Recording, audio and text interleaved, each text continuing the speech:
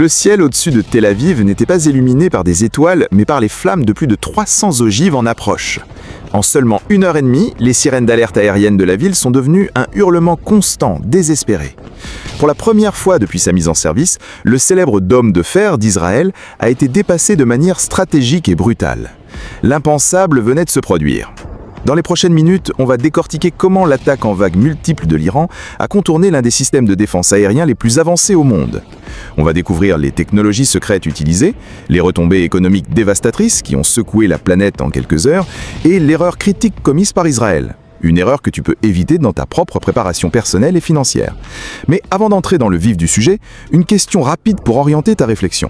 Selon toi, qu'est-ce qui est le plus vulnérable dans un conflit moderne et ultra-technologique? Les bâtiments physiques d'une ville ou son infrastructure numérique invisible? Donne ta réponse en commentaire. Ce qui s'est passé va sûrement remettre en question ce que tu croyais savoir. Pendant des années, la stratégie officielle de l'Iran portait le nom de patience stratégique. Encaisser les coups tout en jurant de se venger un jour. Mais cette attaque, c'était pas de la patience, c'était une explosion minutieusement préparée. Ce revirement vient d'un changement radical dans le calcul stratégique. La conviction que le prix de ne pas riposter était devenu plus grand que celui de l'escalade. Ce n'était pas une réaction, c'était une déclaration. Les anciennes règles sont mortes. Un message froidement envoyé avec du feu et de l'acier. Pour tes propres objectifs à long terme, tu dois savoir quand la patience cesse d'être une qualité et devient un fardeau. Et si une attaque ne venait pas seulement d'en haut, mais de toutes les directions et à toutes les altitudes en même temps? La stratégie de l'Iran ne reposait pas sur quelques missiles puissants, mais sur la saturation. Ils ont lancé des missiles de croisière lents à basse altitude, accompagnés de drones leurres pour obliger le dôme de fer à réagir, pendant que des missiles balistiques plongeaient depuis la limite de l'espace. Les défenseurs ont dû scruter partout en même temps, ce qui a dilué leurs ressources. Une leçon terrifiante sur comment submerger un système. Pour protéger ce qui compte vraiment, n'identifie pas seulement la plus grosse menace, mais la combinaison de petites menaces capables de te faire tomber. Imagine une alarme qui te laisse seulement 90 secondes pour réagir, pas 10 minutes. C'est ce qu'a provoqué l'utilisation du Fatah 2 par l'Iran. Un planeur hypersonique, capable de voler à plus de 5 fois la vitesse du son, tout en changeant de trajectoire de façon imprévisible dans l'atmosphère, il a rendu les modèles classiques d'interception totalement dépassés. Ce n'est pas une question de vitesse, c'est l'imprévisibilité qui compte. Le Fatah 2 ne suivait aucune trajectoire normale, c'était un cauchemar à suivre. Dans ta propre préparation, prévois toujours la menace qui bouge plus vite et de manière plus chaotique que ce que tu pensais possible. Alors que les missiles s'abattaient sur la ville, une autre offensive, silencieuse celle-là, se déroulait en parallèle. Des hackers iraniens affiliés à l'État ont lancé une cyberattaque ciblée contre les infrastructures critiques d'Israël. Ce n'était pas du chaos au hasard, mais une frappe numérique de précision. Les applications de secours ont été désactivées, les réseaux hospitaliers noyés sous des données inutiles, et le réseau électrique du sud de Tel Aviv a vacillé, semant la panique et la confusion. La guerre moderne se mène sur deux fronts. Assure-toi que tes défenses numériques sont aussi solides que tes verrous physiques. Tes données ont autant de valeur que tes biens. Avant même que les premières évaluations des dégâts ne soient terminées, l'économie mondiale saignait déjà. Le prix du baril de Brent a bondi de 15% en 3 heures, tandis que les actions des compagnies aériennes et d'assurance s'effondraient. L'attaque a prouvé que le risque géopolitique n'est pas un concept abstrait. C'est une menace réelle, prête à exploser ton portefeuille du jour au lendemain. Les secousses ont frappé les marchés instantanément. Ton plan financier a besoin d'un coupe-circuit géopolitique, une allocation diversifiée capable d'encaisser des chocs venus de l'autre bout du monde sans te ruiner. N'attends pas la crise pour diversifier. Après une attaque, tu appelles qui en premier ? La réaction mondiale a été rapide, prévisible et profondément divisée. Les États-Unis et leurs alliés européens ont immédiatement condamné l'attaque et réaffirmé leur soutien à Israël, tandis que la Russie et la Chine ont appelé à la retenue de toutes les parties, une façon codée de ne pas pointer du doigt l'Iran. Cette fracture diplomatique a paralysé toute action potentielle du Conseil de sécurité de l'ONU. Rappel brutal, en temps de crise mondiale, il n'a pas d'arbitre universel. Construis tes alliances et tes réseaux de soutien avant d'en avoir besoin. On pense souvent au dôme de fer comme à un bouclier magique, impénétrable. Mais cette attaque a détruit ce mythe avec une brutalité implacable. Le système a un point de saturation connu. Il ne peut intercepter qu'un nombre limité de cibles en même temps.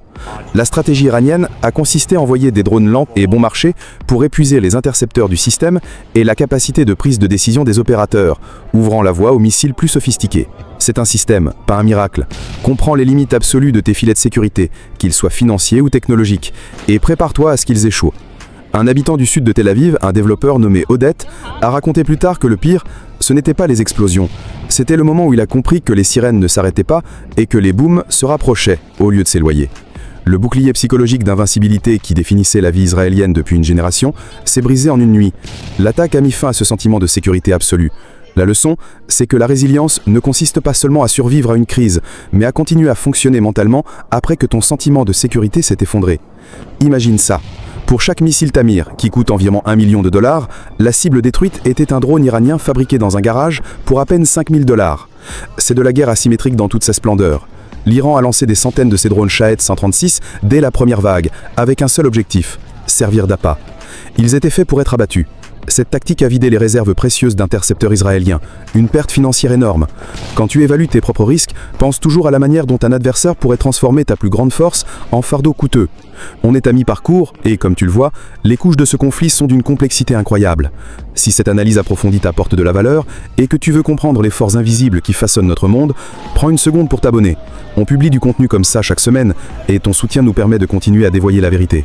Allez, on revient tout de suite aux éléments sous-estimés de cette attaque. Ce n'était pas juste un affrontement entre l'Iran et Israël. À peine quelques minutes après le début de l'assaut principal, un deuxième front s'est ouvert. Le Hezbollah, opérant depuis le sud du Liban, a lancé une salve coordonnée de roquettes sur des villes du nord d'Israël, comme Haïfa et Kiryat Shmona. Ce n'était pas une diversion, mais un mouvement stratégique en tenaille. Israël a été forcé de diviser son attention et ses systèmes de défense entre deux zones de guerre actives. Voilà le nouveau visage du conflit étatique. Comprends que les plus grandes menaces ne viennent pas forcément de ton principal adversaire, mais de ses alliés qui agissent de concert. Et si les appareils sur lesquels tu comptes pour t'informer devenaient des armes de confusion? Dès les premières phases, une attaque puissante de guerre électronique a visé les signaux GPS sur tout le territoire israélien. Résultat, la précision de certaines munitions guidées israéliennes a chuté, et les civils ont été plongés dans le chaos quand leurs applis de navigation ont cessé de fonctionner. Embouteillage, évacuation bloquée.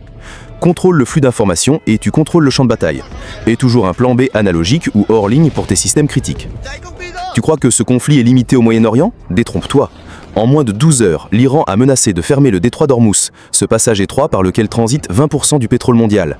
Les grandes compagnies maritimes ont immédiatement détourné ou stoppé leurs navires, ajoutant des semaines de voyage et des millions d'euros de coûts. C'est une taxe directe sur l'économie mondiale. L'attaque a montré qu'un conflit régional peut prendre en otage la logistique mondiale. Ton budget doit anticiper l'inflation des chaînes d'approvisionnement, le monde n'a jamais été aussi interconnecté. Dans les semaines précédant l'attaque, les signes avant-coureurs étaient là, mais mal interprétés. Des images satellites montraient des mouvements inhabituels de transporteurs de missiles et des interceptions de communication révélaient une hausse du trafic codé.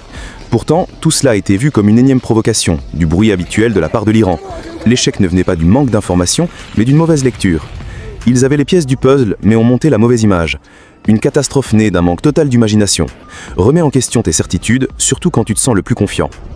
Au-delà du brouillage GPS, l'Iran a déployé des techniques sophistiquées de guerre électronique. Des signaux fantômes ont trompé les radars israéliens, leur faisant voir des avions et des missiles qui n'existaient pas. Le réseau de commandement a été encore plus sollicité, les opérateurs devant faire la différence entre vraies et fausses menaces en quelques secondes. Ils combattaient des ombres et de l'acier au même temps. Le champ de bataille, c'est maintenant un jeu de signaux. Dans toute négociation ou conflit, sois attentif aux intox délibérés qui visent à te faire gaspiller ton énergie et ton attention. Pendant que le monde regardait la géopolitique, la docteure Elara Cohen de l'hôpital Ichilov à Tel Aviv parlait d'une cascade de traumatismes. Ils étaient prêts pour les blessures causées par les explosions, pas pour la cyberattaque qui a fait tomber leur système de suivi des patients. Ils ont dû repasser au stylo et au papier en plein chaos de victimes multiples. Le drame humain ne vient pas que des blessés directs, mais aussi des systèmes qui s'écroulent et empêchent de répondre efficacement. La préparation d'urgence ne vaut que par le maillon technologique le plus faible. Sans surprise, cette attaque a créé des gagnants et des perdants sur les marchés. Alors que le S&P 500 vacillait, les actions des entreprises de défense comme Raytheon, qui fabrique le système Patriot, et Elbit Systems en Israël ont bondi de plus de 8%. En parallèle, la demande en cybersécurité, notamment chez Palo Alto Networks, a monté en flèche. Un rappel brutal, les crises, aussi tragiques que soient-elles, sont aussi des événements économiques qui redistribuent la richesse à une vitesse terrifiante. Comprendre cette dynamique est crucial pour survivre dans un monde instable. Comment une attaque conventionnelle massive change-t-elle la conversation autour des armes nucléaires? Pour Israël, l'échec partiel de sa dissuasion classique soulève une question terrifiante. Qu'est-ce qui garantit vraiment sa sécurité, au bout du compte? Pour l'Iran, le succès de cette attaque renforce sa position et pourrait même réduire son besoin perçu d'obtenir la bombe nucléaire. Cet événement à lui seul a complètement bouleversé l'équilibre fragile de l'ambiguïté nucléaire dans la région. Il a remis l'arme ultime sur la table. Cela montre que les grandes guerres conventionnelles peuvent ouvrir la voie à des crises nucléaires. Le plus effrayant dans les 48 heures qui ont suivi l'attaque, c'était le silence.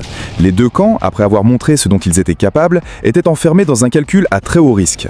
Pour Israël, une contre-attaque massive semblait inévitable, mais elle risquait de déclencher une guerre régionale incontrôlable et impossible à gagner. Pour l'Iran, le message était passé, mais le pays restait vulnérable à une riposte. Le monde a retenu son souffle en attendant de voir si ce seraient les diplomates ou les généraux qui bougeraient en premier. Cette tension extrême, c'est la nouvelle norme. Les décisions les plus cruciales sont souvent prises dans le calme qui suit la tempête. D'un sentiment de sécurité brisé à Tel Aviv à une nouvelle ère explosive pour les conflits au Moyen-Orient, 3 choses sont désormais évidentes. Les tactiques de saturation sont le nouveau terrain de jeu, l'infrastructure numérique est le talon d'Achille de toute nation, et la patience stratégique peut se terminer dans une violence fulgurante. Cet événement n'a pas juste changé des lignes sur une carte, il a réécrit les règles du conflit moderne. Si tu as trouvé ça choquant, attends de voir notre prochaine vidéo sur la façon dont la Chine simule exactement cette stratégie contre les défenses navales de Taïwan. C'est le plan mondial pour les guerres à venir.